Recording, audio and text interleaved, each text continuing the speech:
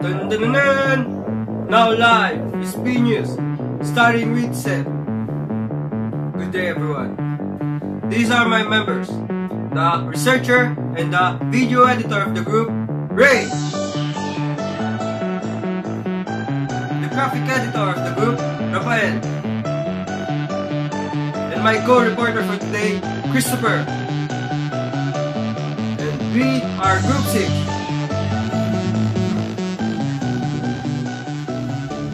The sport that is assigned to our group is about the lawn tennis, and we will now discuss about it. First, the history. Thomas Henry Jem, known better as Harry Jem, was born in Birmingham on 21st May of 1890. Jem was a keen sportsman and a member of Bath Street Rackets Club, where he was also a club secretary. It was at this Rackets Club where Jem most likely met Juan Bautista Aguirre Pereira, a Spanish-born merchant.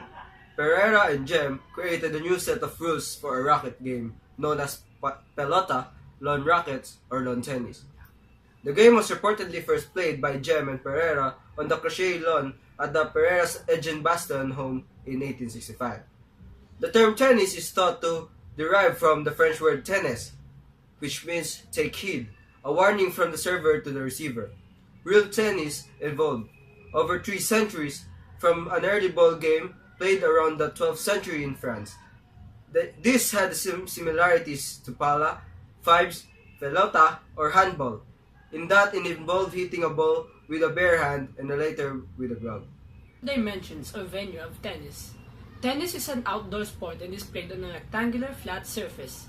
The court is 23.77 meters long and 8.2 meters wide for singles match and 11 meters for double matches. Additional clear space around the court is required in order for players to reach overrun balls. A net is stretched across the full width of the court, parallel with the baseline, dividing it into 2 equal ends. It is held up by either a metal cable or cord that can be no more than 0.8 centimeters. The net is 3 feet and 6 inches high at the posts and 3 feet high in the center. The net posts are 3 feet outside the doubles court on each side, or for a singles net, 3 feet outside the singles court on each side. There is no difference in the court dimensions for men and women tennis. Now, let's talk about the equipment and gears used in lawn tennis. Men's clothing. The primary concerns for any male tennis players are moving freely and keeping cool. Try to avoid 100% cotton t-shirts as they retain sweat and can stick to the body. Tennis shirts are now made predominantly from synthetic fabrics, which offer the comfort of the cotton without becoming wet with the sweat. These fabrics are known by various brand names, including Dri-Fit and Climate, but all enhance movements and have a lighter feel. Shorts have a more practical element to them. While the material is important, players should always select shorts that have pockets or somewhere to store spare balls when serving. Moving on, we will be talking about women's clothing. Many women choose to wear shorts while others prefer tennis skirts. Whether you choose one of these is options or a specially designed tennis dress, the key factors are comfort, practicality, and freedom of movement. If you choose a tennis dress or skirt, you will need a ball clip to attach to the waistband. A sports bra is another essential item for women as it provides support and comfort. Now, we will talk about one of the most important equipments used in the sport, footwear. Selecting proper shoes for tennis is crucial. It is arguably the most important decision, apart from the racket, you will make. Tennis players constantly move, running, stopping quickly, sliding, diving, and dragging the toe across the ground when serving. The major considerations are durability, comfort, support, and ventilation. Some players require great ankle support, which can be accomplished with a brace. Now, after the gears and equipment of tennis, we shall be talking about the technicals and tactical skills. Tennis forehand. The tennis forehand is the number one part of tennis skills and techniques for many players from the beginner to professional tennis players. The forehand stroke is considered as the most natural stroke in tennis. If you are a right-handed player and your opponent returns a ball directly towards your body, your tendency is to step to your left and hit the ball from the right side of your body. If you're a left-handed player and your opponent returns a point directly towards your body, you naturally step to the right side and hit the ball from the left side of your body. tennis backhand. The backhand stroke is executed from the opposite side of your forehand stroke. Thus, if you are a right-handed player, you hit the ball from the left side of your body. If you are a left-handed player, you hit the ball from the right side of your body.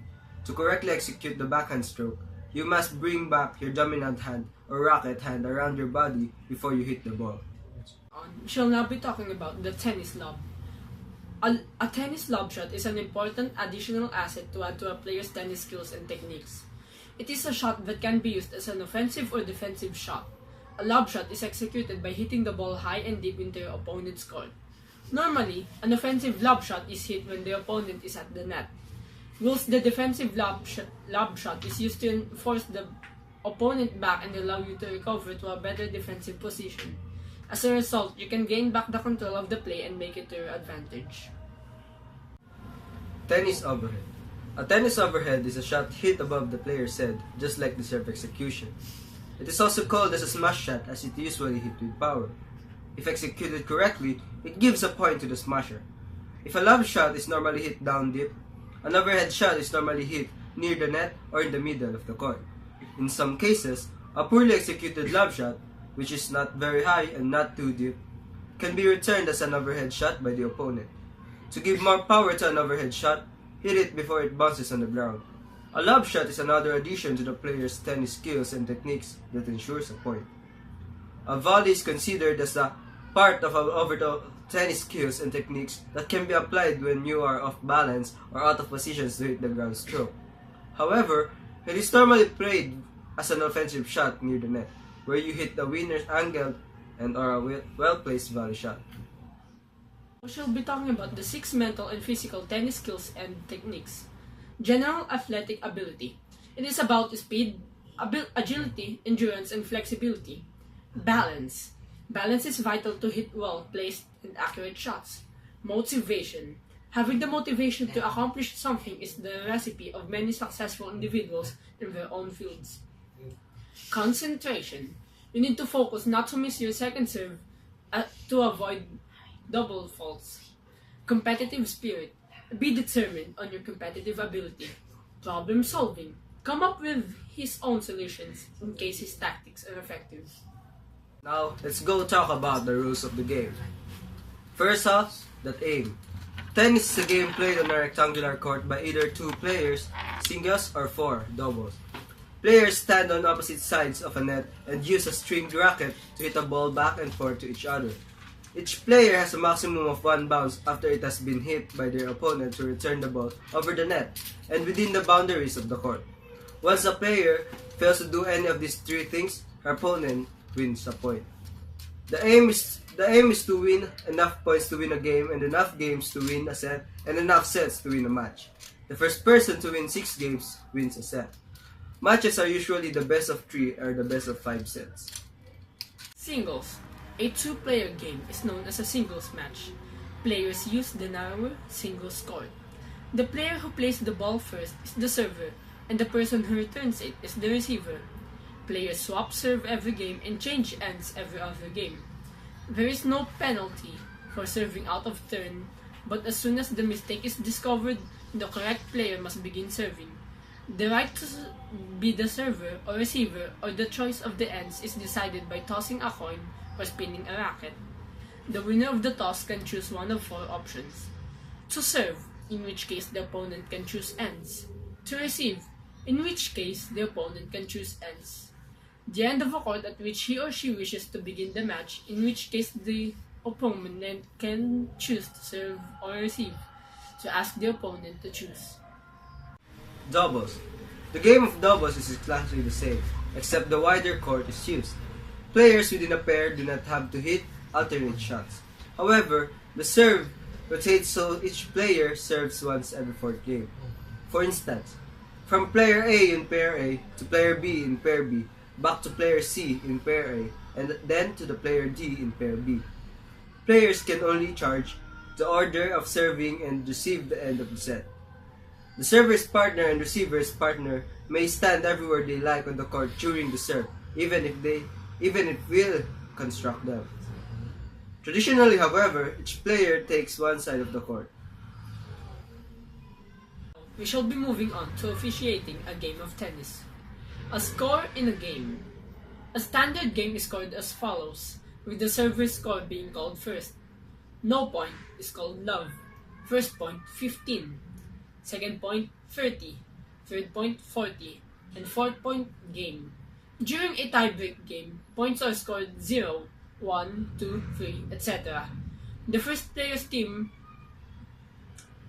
player or team to win 7 points wins the game and set, provided there is a margin of 2 points over the opponent. If necessary, the tiebreak game shall continue until this margin is achieved. Change of ends. The players shall change ends at the end of the first, third, and every subsequent odd games of each set. The players shall also change ends at the end of each subset unless the total number of games in that set is even, in which case the players change ends at the end of the first game of the next set. During a tie-break game, players shall change end for every 6 points. Ball in play. Unless a fault or a let is called, the ball is in play from the moment the server hits the ball and remains in play until the point is decided. Ball touches a line. If a ball touches a line, it is regarded as touching the court bounded by that line. The ball touches a permanent fixture. If the ball in play touches a permanent fixture after it has hit the correct court, the player who hit the ball wins the point. If the ball in play touches a permanent fixture before it hits the ground, the player who hit the ball loses the point. Serving. When serving in a standard game, the server shall stand behind alternate halves of the court, starting from the right half of the court in every game. Foot fault.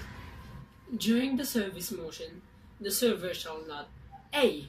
Change position by walking or running, although slight movements of the feet are permitted, or B.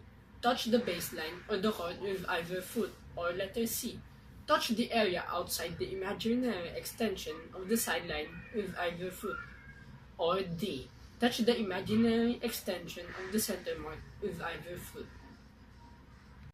Service fault. The service is a fault if A. The server breaks rules 16, 17, or 18. Or B. The server misses the ball when trying to hit it. Or C. The ball serves touches a permanent fixture, single stick, or net before it hits the ground. Or D.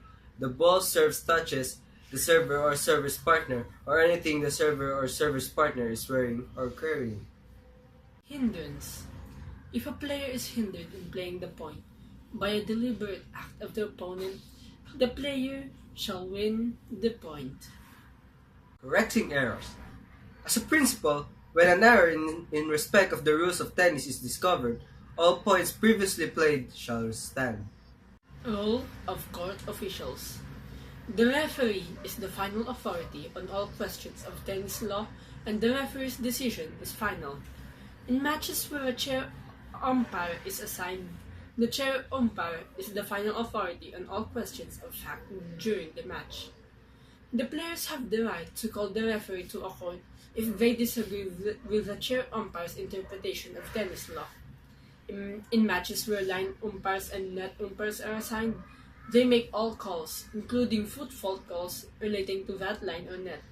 The chair umpire has the right to overrule a line umpire or a net umpire if the chair umpire is sure that a clear mistake has been made. The chair umpire is responsible for calling any line, including foot faults or net, where no line umpire or net umpire is assigned. If you also want to play the lawn tennis, you must also know the safety regulations. First, wear tennis shoes with good support to prevent ankle injuries. For added support, wear 2 pairs of socks or a support sock. Second, drink plenty of fluids before, during, and after the play to avoid cramps and softness. Do gradual stretching exercise for the wrist. Thank you very much for watching.